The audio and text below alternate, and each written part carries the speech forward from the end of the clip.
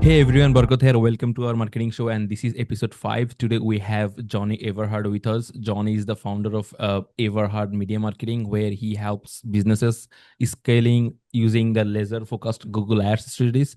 He has also experience across a wide range of industries, from personal law injury firm to mobile auto detailing and e-com brands, and the results really speak for themselves.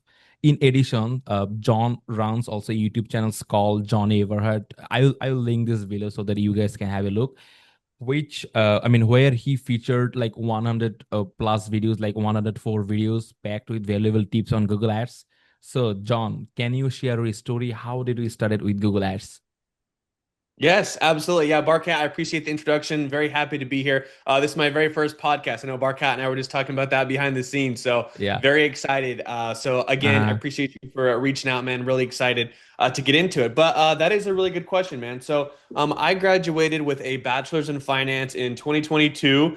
Mm-hmm. I've just kind of always, I guess, growing up, my family was always just in business. So I grew up working in the family businesses through and through. So I'm very lucky, to have that early experience and just be around people that were constantly talking about business. So I knew that I wanted to do something as soon as I could. So I got into Yeah. a sales position, a sales job right out of school, and then kind of used those commission checks to honestly just build like a nest egg so where I could start my own business. And I Yeah, very yeah. quickly, was just basically going down the list of like, hey, what kind of business do I start? And I was like, well, I don't have the money or experience to have like any kind of brick and mortar or like really local service. And I'm like, okay. So that leaves like internet related businesses. And I'm like, okay, I could be like an influencer. I could maybe be like a content creator. And I'm like, I don't have any of that, creativity or ability. And Yeah. I was like, that seems really slow. I'm like, okay, I need to start a digital service business. So then, Wow. so I live here in Scottsdale, Arizona, and I went to a lot Uh-huh. of networking, and I met some guys that are around my age who were in digital marketing. We became really good friends, and then I basically dedicated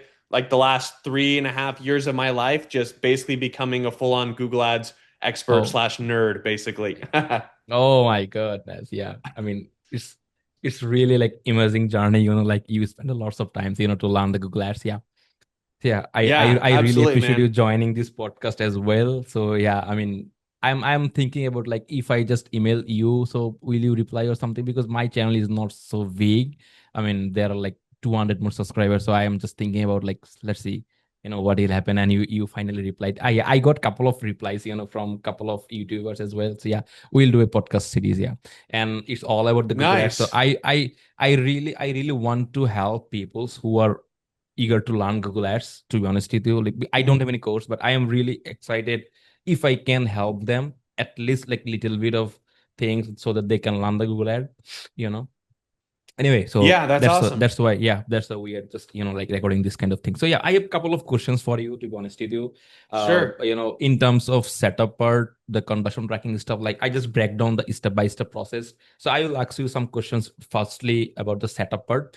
So yeah, we all know that, right? Campaign structure can make or break results. So when you're starting a brand new account, what is your step by step process for building the first campaign? And I just want to add one more thing. And what is the Mhm. most common mistake you see at that stage? Like when I people like make. it.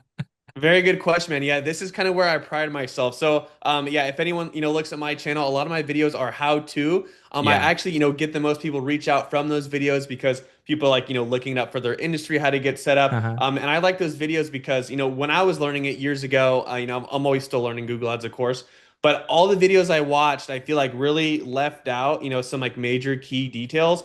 But to answer the first part of that question is typically how I set it up. I'm not going to talk about like conversion tracking and stuff. I'm just going to Yeah. need to jump into like the actual campaign setup, like you said. But typically, of course, depending on the business, but more likely than not, it's going to be a search campaign, especially for Uh-huh. anything local service, right? And the way that I set those up is basically when I have the actual conversation with the client, I'm like, hey, what do we actually want to advertise for? Because more times Mm-hmm. than not, right, businesses are all different, right? So for instance, like a mobile auto detailing company, they've got a lot of Yeah. different services, but they might kind of fall under the same thing, right? Like interior cleaning, exterior, Yeah. mobile car washing, Mm-hmm. detailing, those can potentially all be like relatively the same, depending on Mm-hmm. what, like the subscription and how they do it. But for instance, like an asphalt paving company that has commercial, residential patching, like those are very, very different services as a whole, right? You can't really group Yeah. those. So when it comes to the setup, of course, I always talk with the client, see what we want to advertise for and why, basically what has the best margins.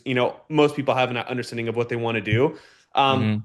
but the biggest area, I guess, that I guess one of the biggest strategies that I implement in all my accounts is going to be stags. So single theme ad groups. Oh, I really like Especially, that. Yeah. yeah, Mhm. yes, dude. When I'm like auditing Google accounts from past agencies, or if clients are running the Google ads themselves, I almost all the time just see so many different keywords into the Yeah. same ad group, and it's that, yeah, like you're never really going to be able to scale that way. It makes the data really unclear, and it's like now your people get mixed messaging, right? It's like if you've Yeah. got interior cleaning or patching as a keyword, and then people are seeing headlines for potentially different service or like different locations. So I like to Uh-huh. really go above and beyond and separate that stuff. So it just makes it way more clear on like scaling direction and what's getting spent and what's not. So Yeah. Yeah. I yeah. really like that. Yeah. Yeah. Like single theme ad group basically. So, Mhm. I got a client from Upwork. So it's a junk removal space, like he's running a junk removal company. So we Mhm. created 20 ad groups under his, account. And he There we said, go. yeah, he said, what the like what the hell you were doing, like 20 ad groups is Right. too many. I said that no, just do this thing. Like for furniture, we need to create one separate ad group for furniture, like furniture run well.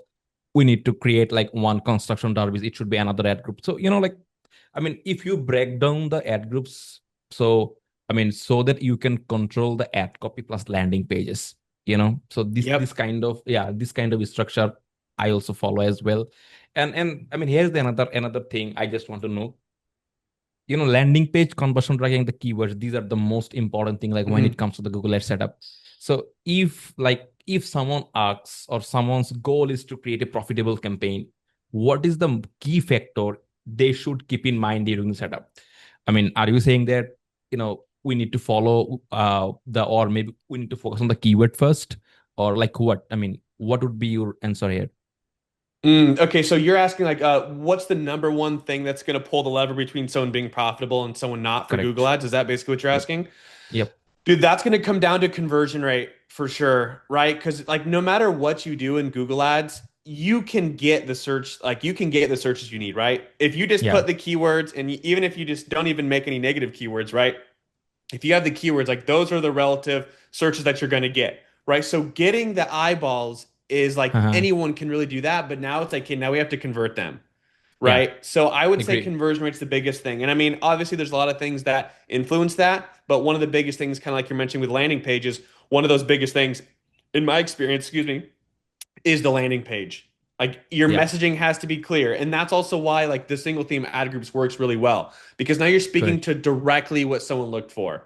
Yeah. Like I know you mentioned you don't do a ton of e-commerce, but I do quite a bit. And I'm working with he's more of like, it's like an energy health supplement for the most part, Mm-hmm. but we literally have ad groups specifically for all natural energy supplement, energy booster, energy supplement, like Oh, breaking it down that far, right? Because I yeah. want the ad copy to reflect that. So like even Correct. all that stuff, negative keywords, all of that stuff, when you keep all that clean, that's what really helps that conversion rate as a whole. So it is a group effort. But yeah, conversion rate is one of the biggest things I see, being the overall problem. And I think a lot of people actually Mm. neglect that, because it's like, cool, Yeah. like we got the ads, but honestly, making Google Ads work, like 50% of the effort is having a good converting web page. Because after someone Yeah. clicks on the ad, Google's done. Google took their money, right? Like your job is Yeah. kind of done now. It's up to the site. So Yeah. yeah, Agree. 100% agree. Yeah. I do have a couple of questions regarding landing page. I will ask below.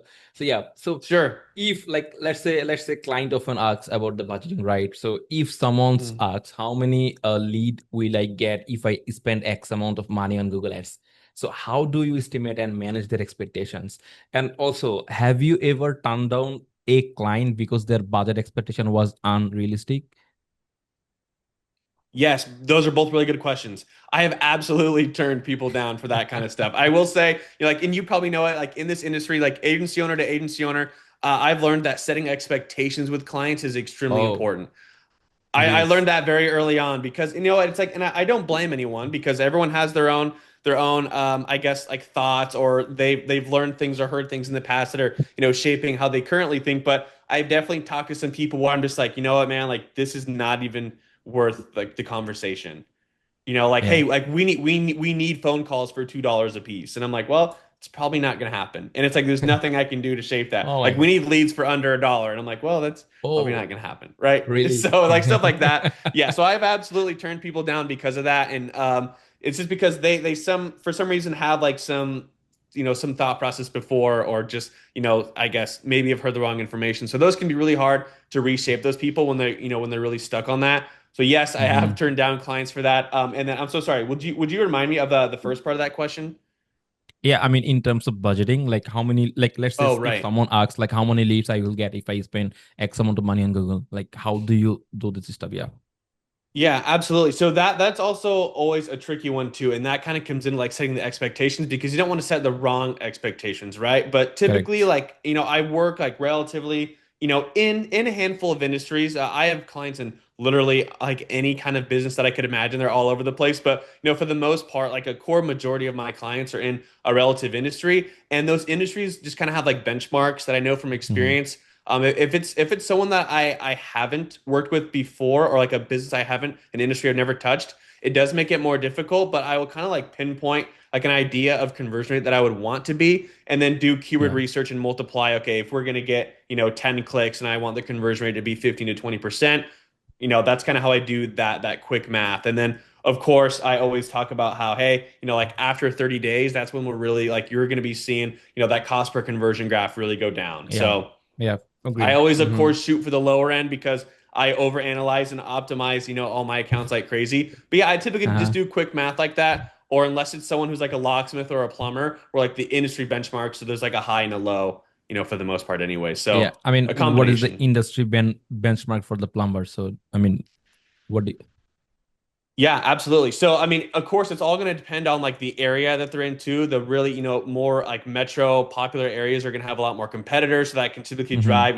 those CPCs up as well. But basically, on the highest end, and this means like if you don't have someone who's great at running your ads either, and you might be a little bit more expensive or in a super popular area, I've seen some plumbers getting calls for like 120 to $130 a piece, and that's obviously very, very expensive. But I have a plumber that I'm working with right now. We're getting calls for about $50. yeah, So it can be a fantastic. Yeah. very Hmm. big range, right? And of course, I Yeah. know this is almost a whole different topic, so I won't get too into it. But when it comes to those super saturated industries like plumbing, you have to be really, really creative with your keywords. If you're just like plumber near me, that's like a $90 click in some places, right? So you Yeah. got to use longer tail, more unique keywords to mitigate those CPCs, which is like going to help you a ton. I mean, So. can you give some example? Like, I mean, what do you mean by the longer tail? Like, is this something, best plumber near me, this kind of things? Like, I mean, how it works? Yeah, yeah. I'm gonna give you a good example here. So I'm working with they're actually here in Arizona, which is great. I love working with local companies. But he is like a locksmith, but he just focuses on key replacement, right? So like if Hmm. someone, right, so if you have a car, you can typically go to like your dealership and they'll like make you a new key fob, Hmm. recharge it, reset it up, give you a new key, etc. Typically costs quite a bit from the dealership. But then also depending on what year you have of your car, or if you don't buy it from a dealership, you're kind of on your own, right? So what he Yeah. does is he actually goes out to, drives to them and like basically remaps and like redoes their key and their key fob for them. So for an example, the overall, and again, this kind of comes down to the like the whole single theme ad groups and like going above and beyond and not being lazy with that. Like this is where it pays off, right? Because like keyword research for just the words of like car key replacement or truck key replacement, they're just super generic, super open, like all encompassing, right? Yeah. Those clicks are about 2x the price of what we're doing, because I have an ad group for every single vehicle model. So I've got like Mercedes car key replacement. I have Jeep, I have Chevy, we have Ford, we've gone Oh, down like, Nissan, Hyundai, everything, yeah. right? I get it. So I've Hmm. got, yeah, like 12 ad groups for every major like car brand. And that's how we pick those. And yes, the search volume is lower for those, but I mean, it's higher intent. It's also half the price. So our Yeah. conversion rate goes up because of that as well. That, saves us a ton. So we're able to get him leads at a very, very great price for him to be able to scale his business based on just like going above and beyond, because the generic is always easiest and it's going to be more expensive because that's what's popular. So that's kind of again like where it pays off, is like really getting down like into like the nitty gritty, the weeds, the more specifics, right? So, Yeah. Yeah, I get it. So, I but mean, yeah. have you tried a specific landing page for specific ad groups? Like what you said, like have you used that before? Yes, I have, and it really all depends on like how different the services are, right? So like I Mm-hmm. mentioned, like for this guy, like the exact, key replacement locksmith I'm talking about, I do not have Mm-hmm. a separate landing page for every like type of car, model or make, because that's just not necessarily necessary, I guess, in my opinion. It's like a Yeah. catch-all locksmith landing page for overall car key replacement. We have a lot of keywords on the landing page that mention these actual car models and brands and stuff, like for the actual quality score and ad rank to help with congruency. Yeah. But Mm-hmm. because that's like kind of all encompassing, I don't see it as important. But again, if you're like an asphalt paving company or like if you're a roofing company, right? And you Yeah. have metal roof, you have, shingles roof, you have roof Flat roof. Yeah. replacement, Mm-hmm. roof, like, like roof repair. Like those are very, very different. So for those, I would have separate landing pages. So yes, it kind of Mm-hmm. just all Yeah. depends. Yeah. It kind Makes of just sense. Yeah. depends. Yeah. Makes Mhm. sense. Yeah. Totally makes sense. Yeah. So, I mean, when it comes to the like creating responsive search ads, so how do you control the messaging? I mean, I know that like Google mixes the headlines and descriptions. Uh, Sure. do you pin headlines and descriptions on the Google? I mean, ad copy. Yeah, I only really pin a couple, and I know I can't remember the exact number, but Google only lets you pin so many. Like you can't pin all 15. I've tried it Yeah. a long time ago. You can only pin a couple, and the only ones that I pin are just like very, very specific that I don't want to necessarily be in a certain spot. Obviously, so I typically only pin like three to One, two, four, three. but Yeah. Mm-hmm. yeah, exactly. But like the way that I control the messaging is so for every ad, right? I'm just going to talk about, just responsive search ads for this example. But right, we have 15 headline options. So what I do, and I talk about this a lot in my videos, but I always mix it up. I don't know if there's four or there's five, but I'll talk about it right now. But I like to include these like four or five pillars of ad copy. So every single responsive search ad has to have a combination of these four or Yeah. five elements, and it's going to be emotional, right? So like, Yeah. why is someone buying? Like, what is someone getting out of this? Like, go into the more Yeah. I emotional. got it. That Mm-hmm. typically works for like more luxury stuff. It's harder for plumbers. Like, if it's 2 in the morning and someone's locked out of their house or their bathroom is overflowing, like you don't really need like emotional there. But this works for non-essential brands, right? But like luxury is one, or I'm sorry, emotional is one. Like expertise is the second one. I like location. So I always want to, talk about like how many local reviews we have, how many local families or neighborhoods we've helped, Yeah. how long we've been in town, who we operate Mm-hmm. in, etc. And then always like technology or just I guess this kind of touches like expertise, but I work with a lot of like med spas and like surgery clinics. So I Uh-huh. always want to talk about like how accredited the doctors are and how long they've been doing this for and how many surgeries they've done, like stuff like that, right? And then the next one is always going to be the offer. Yeah. So if we're doing 49.99 service calls, or if we're doing Mm-hmm. free AC checks in the summer, like stuff like that. So in every responsive search ad, I include a combination of all, four or five of those things to get a Yeah. good mixture. That's what I always Yeah. do. Yeah, I get it. So, I mean, how we typically do actually. So, in responsive sorted, you can pin 14 headlines, but in three Mhm. different positions. One, two, and three. First, one, two, and three. Yep. So, first line we typically use like keyword focus. Like, let's say it's for like water heater replacement ad group. So we use water heater replacement related terms on the first like Mhm. line, and we pin that on the position one. Position two, we pin a value prop, any types of overall value prop, like why should they choose us? I mean, why should people choose us? This kind of value propositions we pin on the Right. position two. And position three, we just like add clear city, I mean, call to actions like call us and free, I mean, get a free on-site estimate, this kind of things. So I mean, yeah, I Yes. mean, that's how we approach this ad copy. And yeah, it's good actually, like some industries I saw that, by pinning headline, like I mean, it's hurting the ad performance overall. But for some Mhm. industry, like, HVAC or plumbing, this kind of industry, yeah, pinning headline is good. I mean, you will get like high CTR, probably 8 to 10% CTR from the campaign or maybe from the ad group level. So yeah, it's fine. Sometimes it's fine. Sometimes it's hurts. I mean, it's hurting the ad performance. It depends actually. It depends on the scenario. Yeah. Yeah, totally. Yeah, and that's why I think that like I think that maybe a lot of people don't take this as into much consideration as they should. But like there's a Uh-huh. serious difference of how you should be doing your landing pages, how you're messaging and how you're offering it, how everything should look if you're like a necessary like emergency people have to call you business or if you're Yeah. like a luxury, like non-essential, right? Like plumbers, HVAC, like emergency locksmith, like your messaging should be a lot different because people now like they need you. They don't really have a choice. If Correct. someone's locked out of their Yeah. house at 2 in the morning, you don't need to be like, man, how would it feel to be in your nice warm home? It's like, dude, come on. Like what people need is like they want like your price or your offer, right? Because now, Yeah. unfortunately, what makes it harder for those companies is like they kind of like a race to the bottom, right? Because like if someone has to call, that means whether you're rich or poor, no matter where Hmm. you live, no matter what, right? You have to like if your toilet is overflowing, you have to call, right? So people Yeah. usually look for like the 100%. best deal. It's a pretty quick decision, right? Compared to, Yeah. if you're like a cosmetic clinic, like people are like this is non-essential, so it's I typically will go for a lot different messaging, like really Yeah. separate. So I Yeah. think it matters a lot on the business type for sure. Yeah. Yeah, agree. 100% agree. So, I mean, do Mhm. you run remarketing campaign for local service-based business? And I mean, typically what we do actually, yeah, I do remarketing for local service-based business, but we use PMAX campaign.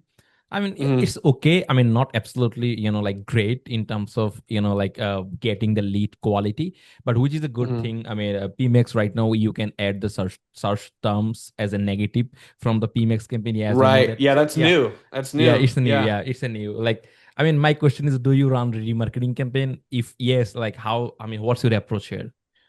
Sure. Yeah, and it's also very specific, right? Like when you say Yeah, local service, I think of it as like a handful of different things, right? So like a mobile auto detailing business is technically local service, right? Would you agree? yeah, I agree, 100%. Okay, right. So that business is different because it's more of like a luxury and something that someone might want compared to like Mm-hmm. a plumber or like AC, right? And then it also all just depends on like the budget and how far you've scaled it. So Yeah. combining all those, right? If someone doesn't need it, then I will always try a Performance Max campaign. Like it basically depends like how high is like the actual search intent and how many Mm-hmm. more people like can we influence, right? Like influence to actually take action, right? For like mobile car detailing, that's like a luxury, right? So that's when Yeah. you would use potentially more of that like emotional ad copy for a Performance Max, because that's something that Correct. someone could see and go, "Ooh, nice, I could do that." Right? But like Yeah. in my opinion, like you don't really have to like be like, "Hey, in case your toilet's ever overflowing, like call us," because they're probably just gonna pick up their phone and call who they see anyways.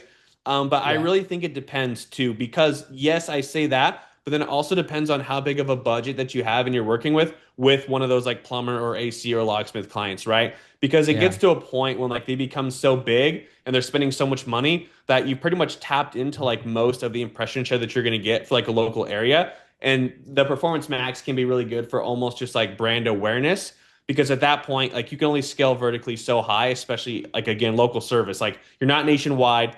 You're likely just in like, a radius of like a city or a few cities. So you can only, vertically scale so much. So that is when I would, potentially supplement like a Performance Max campaign to like really flex our offers, be top of Mm-hmm. mind and like remarketing, of course. So Yeah. very situational, but I do Yeah, like I get it, of it. course. Yeah, I get it. Yeah. Yeah, I mean, yeah, we are running some PMS campaign on our like local service-based business account. It's going Mhm. okay, I would say, like not too much because we use call tracking software and we can listen the phone calls and we can hear we can hear the phone calls and we can mark the lead quality inside our CRM system. So Mhm. yeah, I mean, I would say like 40% leads from PMX campaign are good, 60% are bad, really bad. I mean, Right. you can't imagine from where you were getting this kind of bad calls. Yeah, For sure. yeah, Yeah, I 100% agree. And that's what I think is actually interesting because when it comes down to leads, like just form or just phone call, I typically will see, a decent percentage of those leads from a Performance Max be correct. inadequate, right? Yeah, And that's normal, right? You're going up in the marketing funnel because the search campaign is very, bottom of funnel, high intent. Performance Max, obviously, you're going up in that funnel. yeah, Obviously, you're going more broad, you're more 100%. influence marketing, of course. But here's a trick for you if you haven't done this as much. I've only like this year been more exposed to it with client businesses, but I have some local service businesses or just local businesses in general that we're Mm-hmm. using a Performance Max campaign for, but they're not going for leads, but instead they have a direct online booking platform where someone like buys right then, right? So for Oh, example, right? hmm. Yeah. So one of my mobile auto detailing businesses, they're using, I think it's Acuity. It's ACQUITY, third party Mm-hmm. booking platform, right? Because they have so many reviews, they have such a big fleet, like they're very, very big in the area. So Mm-hmm. people have a lot more trust booking with them online, or maybe it's a repeat, right, etc. But that actually helps mitigate a lot. So now instead of going for leads, there's an option to book, or like even for example, I have two escape room businesses where people Yeah. book, like like they book the room, like the tour right away. And for Performance Max, I see booking like where people put either a card on file or book the time. I for PMax is actually working extremely well. So that's something Hmm. to keep in mind as well. So it's like it is still like local businesses, local service businesses, but yeah, I like that a lot. That's been Yeah. working really well when someone has a booking platform Yeah. instead of I just get call or that. lead form, right? Yeah. Yeah, Yeah. I totally So get there. So yeah. And the next question would be like in terms of set up the PMX campaign. So what we typically do actually we set up PMX campaign using the custom audience. I mean custom mhm. segments. So I mean I learned it and I tested it actually like it's working really good if I compare with the search themes. So I mean how do you set up the PMX campaign using the search themes inside the asset groups or you use Mhm. custom audience or custom segment in PMX campaign? Yeah, yeah, good question, man. And I do a mixture of both, right? So I kind of follow like the same thing, and it's funny. You can still use stags because now it's just Yeah, single term asset groups instead of ad groups. So I basically, correct. do the same thing there as well. But when it comes to like actual like audiences and audience segments, it really just depends so much on the business type. Mm, Because again, if it's plumbing, it's like you have everyone from 18 to 65 plus, no matter the race or the income or the age or the gender, an essential business, right? So mm-hmm, the audience signals there are a lot different. I typically just keep them open.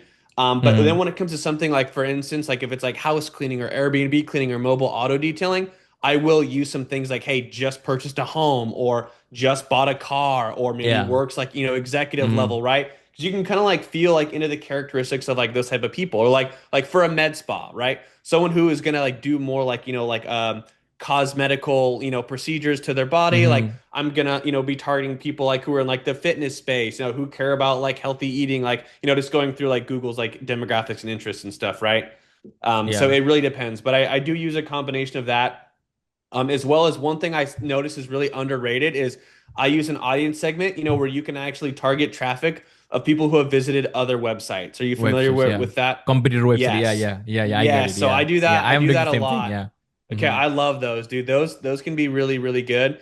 But yeah, typically I won't actually use like a like customer data, like have the client or me personally like upload like their customer list for retargeting, because I know that Solutions 8, they've done so much testing on this that a Performance Max campaign will retarget anywhere from 20 to 40% of your budget, regardless of if you put that in there. So I typically Yeah. don't make it that big of a deal. But some clients like e-commerce, it's just really easy. Like they're already in sync, so you can do it. So I Mm-hmm. will. But most local service businesses, like they might not even have a CRM with all their leads, or they, like Yeah. it's harder Agree. to deal with. Mm-hmm. So, Yeah. but yeah, Agree. the Agree. long answer to your question, yeah. Yeah, yeah, I get it. Yeah. So yeah, uh, I mean, in terms of making the custom segment, so I mean, we are using right now the URLs like competitors' website who visited this website, this kind of things. Plus, let's say for plumber, like we are running a PMX campaign. So how we create the custom audience segments? Who searches? I mean, there are two options. I mean, I think you already know that. So people who search on Google's by writing this term, or people who has search interest, like purchase interest. So we make this Right. kind of two things and combine everything and just make an audience. And yeah, it works. I would say good, not great, but yeah, it Mhm. works good. But the lead quality, I saw that like it's good right now. After using this kind of like I mean giving some signals to Google's right now is good. Mhm. It's good. You know. For Yeah. sure. Yeah, I absolutely agree. Yeah, I'm always testing both. And of course I always like make budget adjustments depending on what campaign is doing the best. But yeah, that's one thing I've noticed makes it a little bit harder when you're going for leads, is like you might have a lot more leads in PMAX, but the important thing is either talking to your client and Hmm. actually testing that lead quality, or Yeah. it's going to be like listening if you have call rail, which I do. So, Yeah. which I know I you get got. it. So, Yeah. yeah, absolutely, bro. Yeah. Yeah. Thanks for your like like this kind of like clarify answer. Yeah. I got it Yeah, of actually. course, What you're dude. saying. Yeah. And I mean, when you audit the landing page for Google Ads, so what are the three most important elements or things you just look at? Like, let's say, is this something? I mean, I know that copy, But do you think so the short landing page works very great, or the long landing page? Because I was always fans like what types of landing page works very good. I some For some businesses, short landing page works, but for some businesses, Mhm. like it depends actually. Like I mean, what's your opinion on that? Yeah, that's a good question. And again, I know I've said this a lot and it's probably getting repetitive, but it definitely comes down to like, if Uh, it's a luxury business or if it's essential. Have you ever used anything like called Microsoft Clarity or like yeah, Hotjar? I do. I do. Yeah, Yes. Microsoft Clarity. Yeah, it's free. Okay, perfect. Yeah, totally. Yeah, I used Hotjar way before I even knew about Microsoft Clarity. I don't know if it's newer or what, but I'd used Hotjar for a long time and I put them on a lot of, clients' landing pages. And I Uh-huh. noticed that most of the times people aren't even like looking like a large percentage of people aren't even looking past 50% of the actual like going down more than 50% of the page. So I didn't even really see it being, I guess, that important because a lot of that stuff down there gets not as seen. So again, it really just depends, right? But I always keep like the most important stuff at the very, I guess, like top of the page. I always want to have the form, headline, call to action, people be able to call reviews, like as Hmm. up as high as they can because we know that every scroll we go, we just start to lose people, right? Yeah, agree. So 100% agree. Yeah, yeah. yeah, totally. Uh-huh. So yeah, I mean, as you said that you are using the call rail, so I do have a couple of questions regarding that. So do you use call rail only for tracking the leads and I mean, checking the lead quality, or like there is a one way actually what we typically used to do that. Right now we are not doing that. I mean, someone's submit the lead from our calls. We listen the phone calls into a CRM system. Then once we qualified that, I mean, we marked as a qualified lead. Then it sends Mhm. to the back to the Google Ads. So I saw that by doing this kind of things, like our lead quality is good but our lead cost is so much high, then I remove everything actually from the Right. back end. Yeah, so I mean, how do you do that, like in terms of conversion tracking? Do you just track inside the Google ad platform alone, or do you Mhm. do something else? Yeah, yeah, that's what I do. I have all of like the actual calls just going right into Google Ads. Yeah, so I actually don't hand pick Hmm. them, like you do, because I was afraid of that reason. I did a lot of like research into it, like how that can affect, like cost per lead and whatnot, and also like I think the Hmm. biggest thing too is like one of the most important things of having conversions being tracked in Google Ads is to like Yeah, overall help the algorithm, right? Because that's going to make a big difference when you're switching to like like target ROAS or TCPA yeah, or $100%, yeah, maximize correct. conversions, right? So I actually Hmm. I have all mine going in there.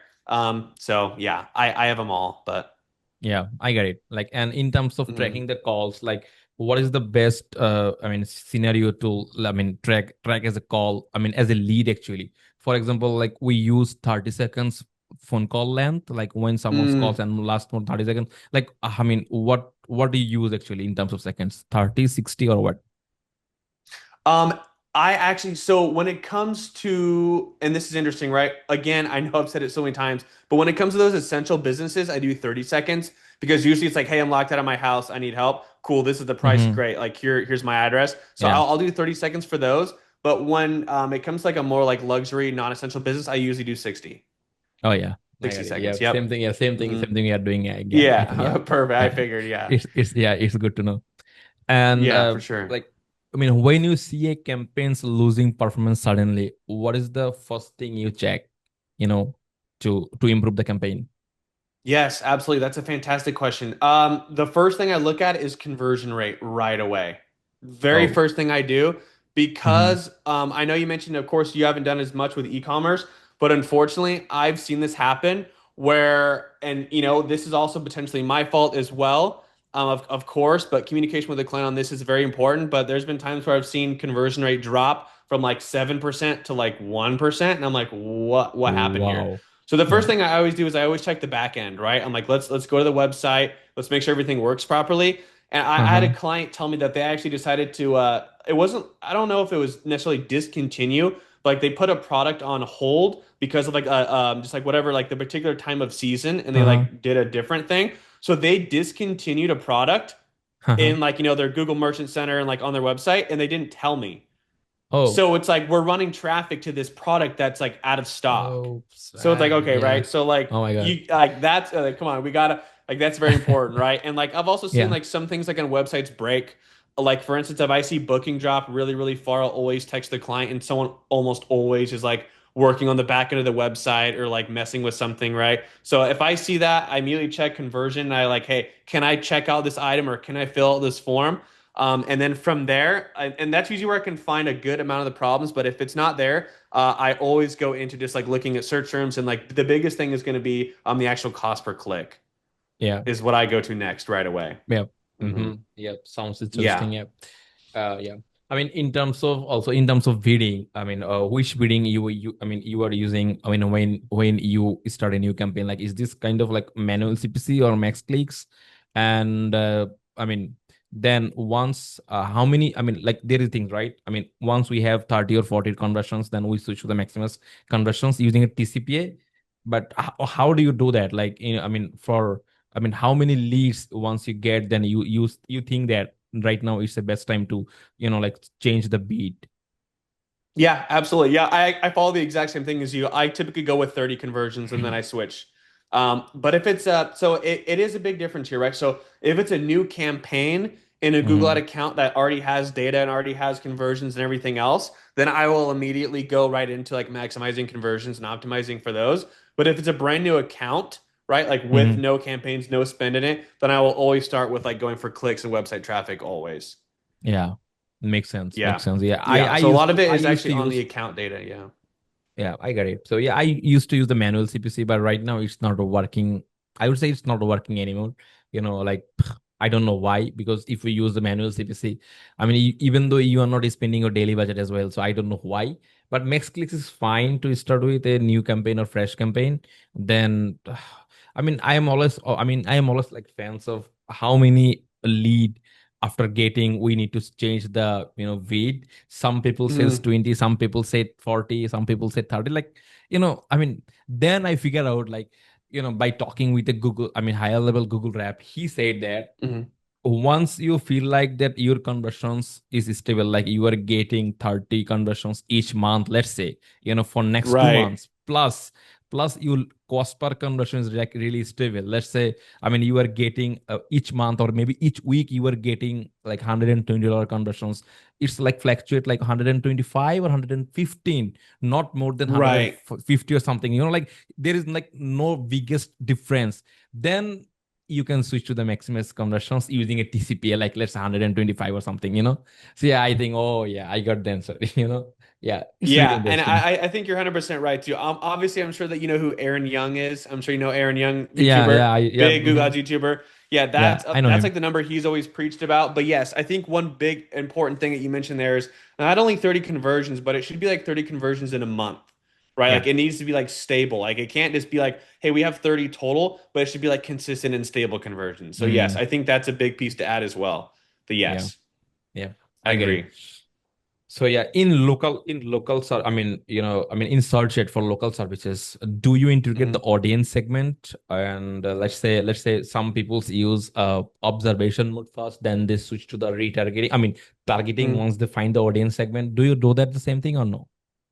I don't do any audience targeting specifically, like Mm-hmm. audience segments for search campaigns Search at campaign. all, to be Mm-hmm. honest. No, I don't. Oh, yeah. The only adjustments that I'll make in terms of the actual audience is as time goes through, I will typically like, I go like the actual audiences, and I will actually make adjustments on like the age groups, the age ranges, Yeah. the household Mm-hmm. income, and like typically gender is typically not a problem, but those are the big ones that I look at in terms of actual audiences. But I don't use any audience signals or segments for search Segments. campaigns at Yeah. all. Yeah.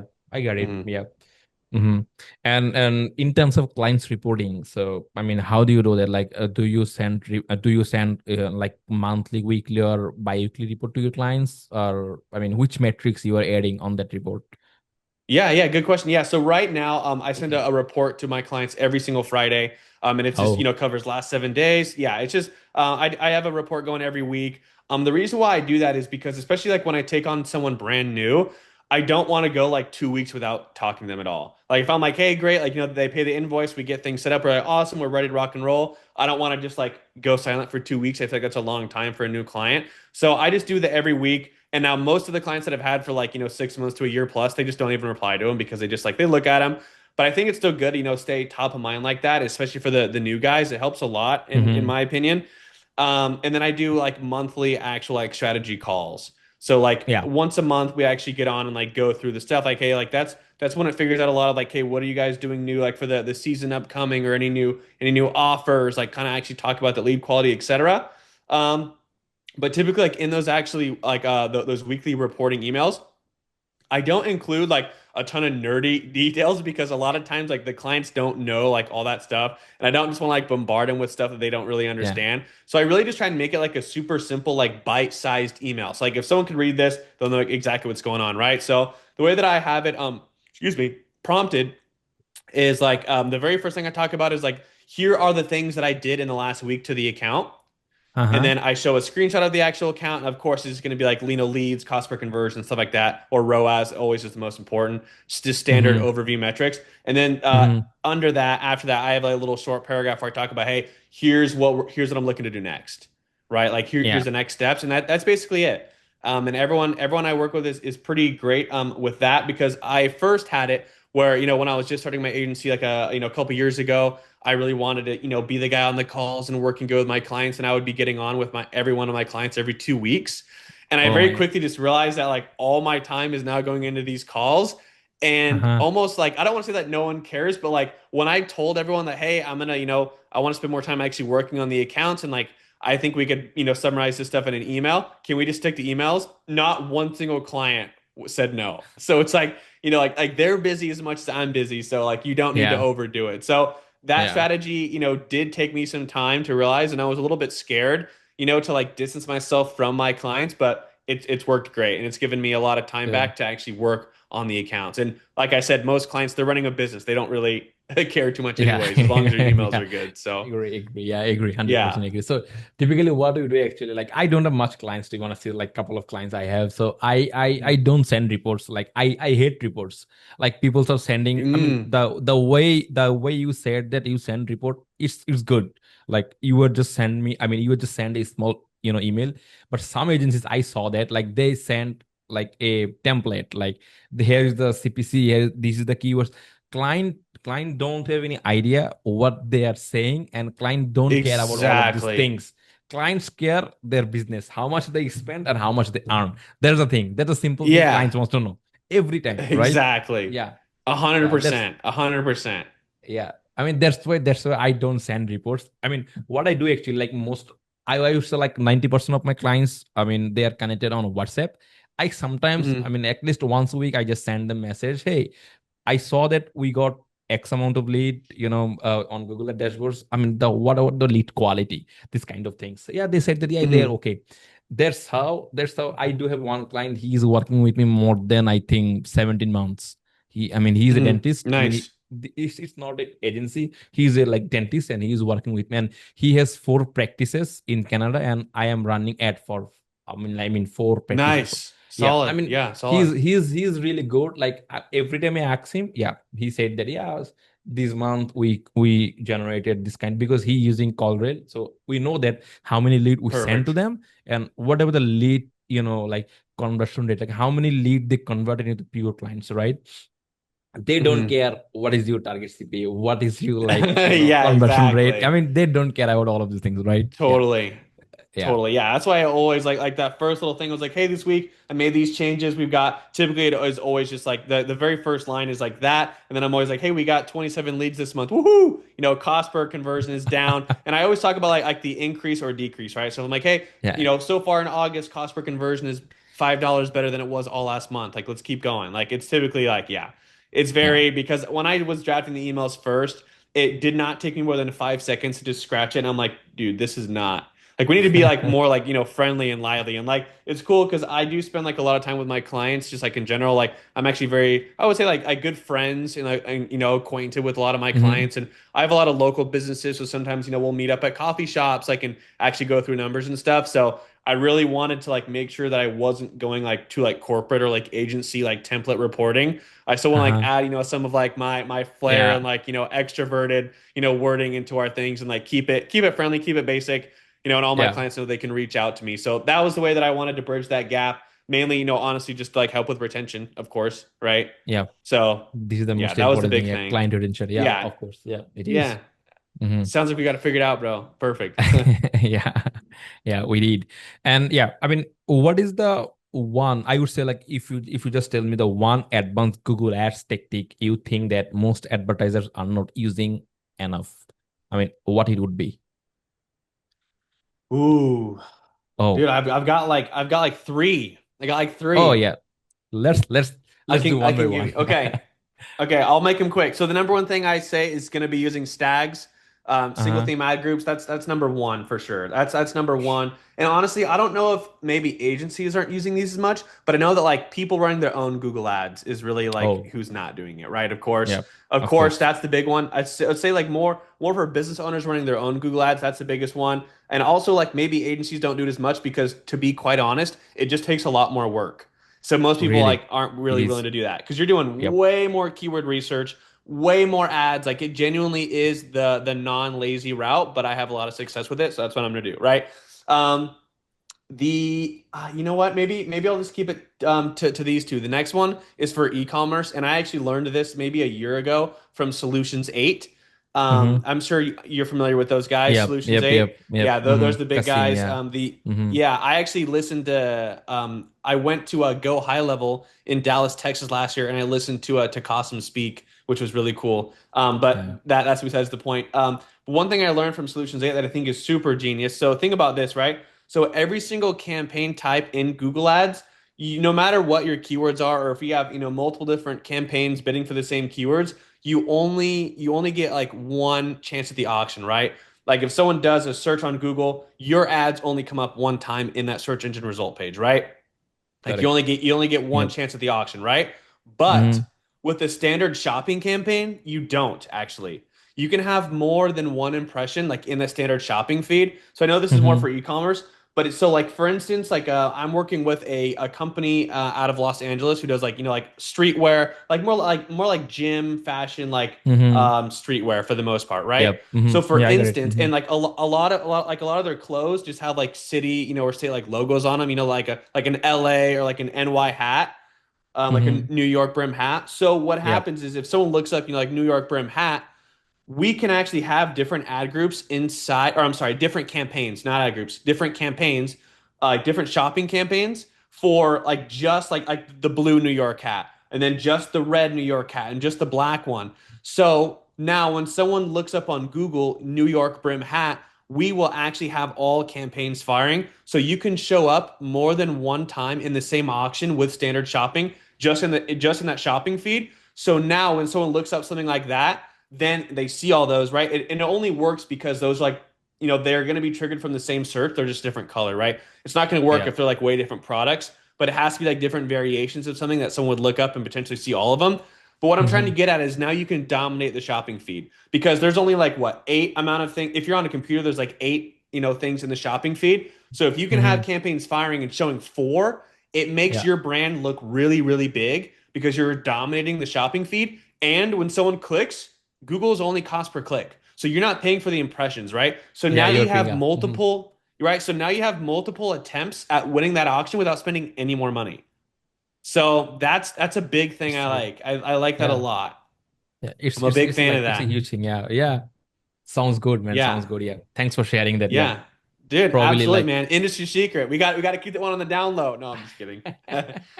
Just kidding. But yeah, yeah. those are the biggest things for me, man. Those are the Oh biggest yeah. things for me. Mm-hmm.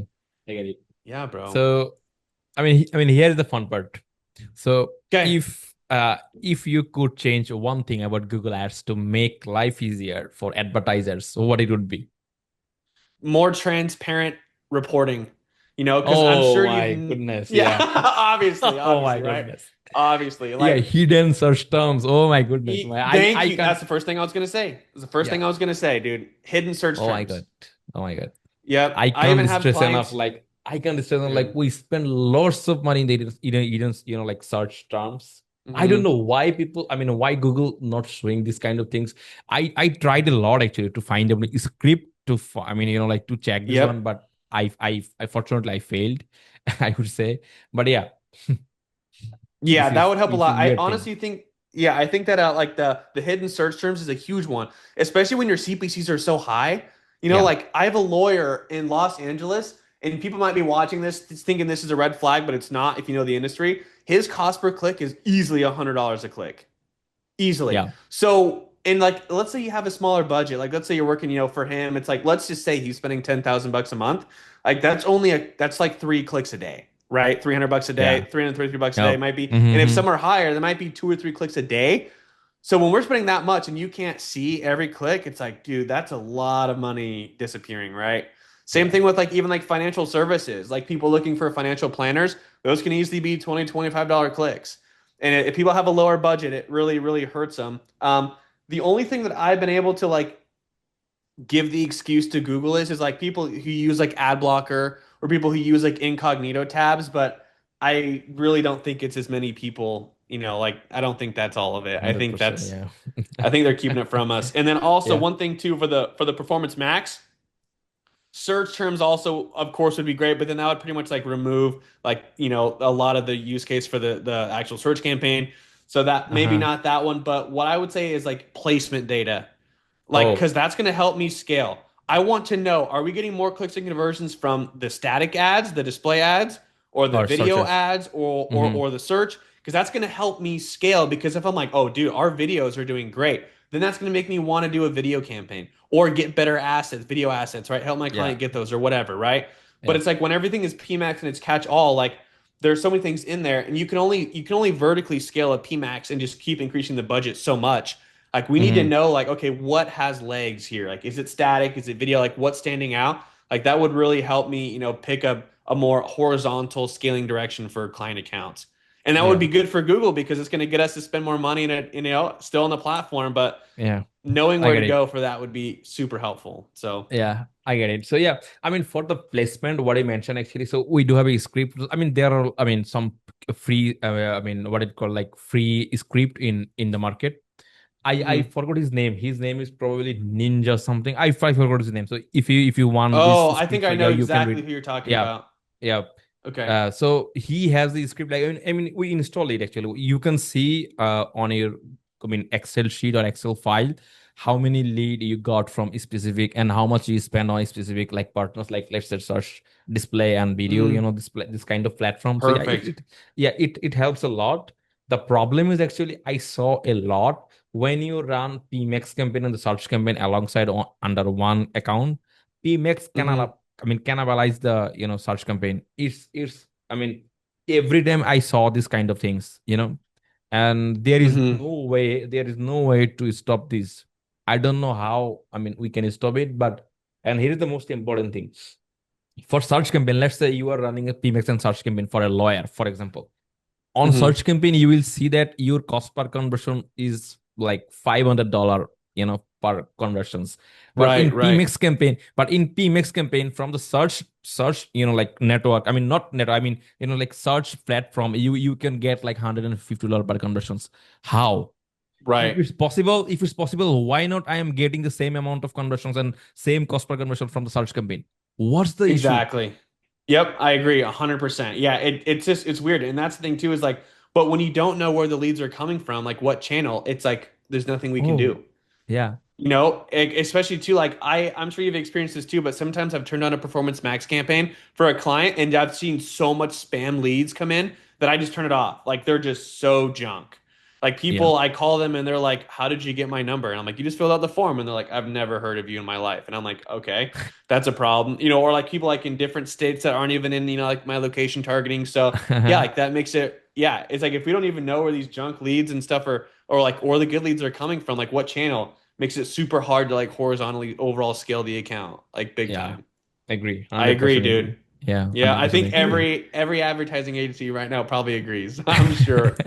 I'm sure of it. Yeah, that's all from my end actually. So yeah, if you have anything to say, yeah, you are feel to say. So and I will link your channel, on my video description as well. Yeah, cool, bro. But I mean, yeah, bro, that's everything for me on my side, man. I really appreciate you having me on. This was a really, really good conversation. Like I said, this has been my first time being on a podcast. So hopefully, as the world knows more about me eventually, hopefully more to come, man. So I really appreciate you reaching out, man. Yeah, This is awesome. yeah, yeah. Thank you. Yeah.